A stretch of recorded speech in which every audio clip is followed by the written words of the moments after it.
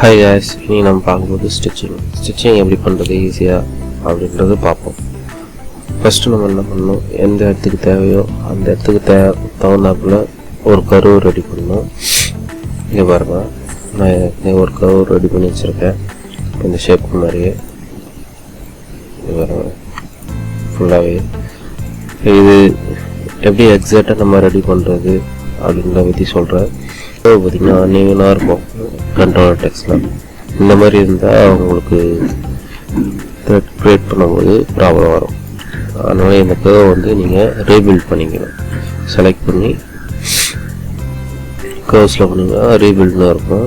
அதில் போய்ட்டு உங்களுக்கு எத்தனை கொடுத்தா உங்களுக்கு வந்து கரெக்டாக வரும் அப்படின்னு பார்த்துட்டு பிளான் கொடுத்துருக்கேன்.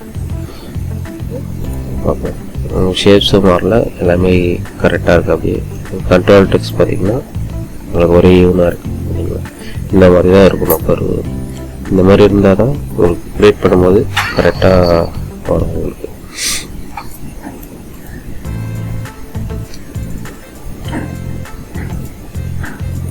இப்போ நான் அதை க்ரியேட் பண்ணி ரெடி பண்ணிட்டேன். அதுக்கப்புறம் என்ன பண்ணணும், நம்ம த்ரெட்டு ரெடி பண்ணுறதுக்காக ஒரு சின்ன மாடல் ஒன்று ரெடி பண்ணணும். அது எப்படி பண்ணுறதுக்கு இந்த மாதிரி ஷேப்பில் ரெடி பண்ணிக்கோங்க.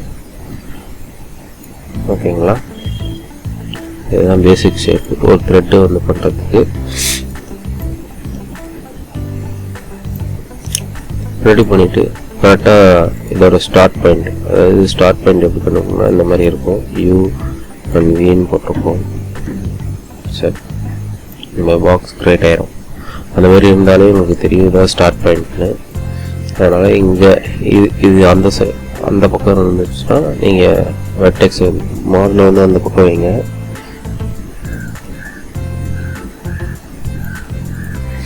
இந்த பக்கம் இது இந்த ஸ்டார்ட் பாயிண்ட் எங்கே இருக்கோ அந்த சைட் தான் மாடல் வைக்கணும். இப்போ நான் ப்ளேஸ் பண்ணிவிட்டு என்ன பண்ணுவோன்னா இதை வந்து மோஷன் பார்த்தோட அட்டாச் பண்ணணும். அது எப்படின்னு சொல்லி தரேன். ஃபஸ்ட்டு செலக்ட் கர்வ் சொல்லிக்கோங்க. அப்புறம் ஆப்ஜெக்ட்டு ரைட்டு கிராப் ரைட்டு இதெல்லாம் பண்ணிங்கன்னா இந்த வரைக்கும் வரும். இந்த மாதிரி கர்வ் இருந்தால் ஃபஸ்ட்டு என்ன ஆகும்னா ஸ்டார்டிங்கில் நிறைய சேர்ந்துடும். அப்புறம் இப்போ நடுவில் வரும்போது உங்களுக்கு பார்த்திங்கன்னா அனிமேஷன் இந்த இடம்லாம் வந்து உங்களுக்கு பக்கத்தில் நிறைய ஆப்ஜெக்ட் க்ரியேட் ஆகிடும். அதனால் இதை வந்து நீங்கள் லைனியெலாம் மாற்றினீங்கன்னா தான் உங்களுக்கு ஒரே ஈவனாக கரெக்டாக ஒன்றா அப்படி வரும். அதுக்கு இது ரெண்டுத்தையும் செலக்ட் பண்ணிவிட்டு லைனியர் கொடுத்துட்டிங்கன்னா அப்படி ஸ்ட்ரைட் ஆகிடும். உங்களுக்கு இப்போ ஒரு ஃப்ரேம் நோட்னாலே உங்களுக்கு தெரியும் எவ்வளோ தூரம் நான் கரெக்டாக எக்ஸாக்டாக இது கரெக்டாக அந்த பொசிஷன் ஒரே ஈவனாக நான் வந்துருக்கு தெரிஞ்சதுக்கு இதை நான் டூப்ளிகேட் பண்ணிக்கிறேன். இப்போ நீங்கள் அட்மிஸ் லைட்டாக பேக் வந்தீங்கன்னா இந்த ஆப்ஜெக்ட் டூப்ளிகேட் பண்ண ஆப்ஜெக்ட் அப்படியே இருக்கும். அதுக்கு வந்து மோஷன் பாத் கிடையாது. எங்கே நீங்கள் டூப்ளிகேட் பண்ணுறீங்களோ அங்கேயே அது அப்படியே ஸ்டாப் ஆகிடும்.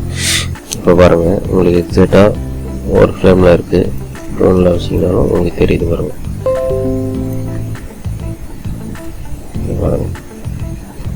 சரிங்களா, இப்போ நம்மளுக்கு வந்து ஒரு ஃப்ரேமுமே வந்து இவனாக கரெக்டாக செட் ஆகிருக்கு.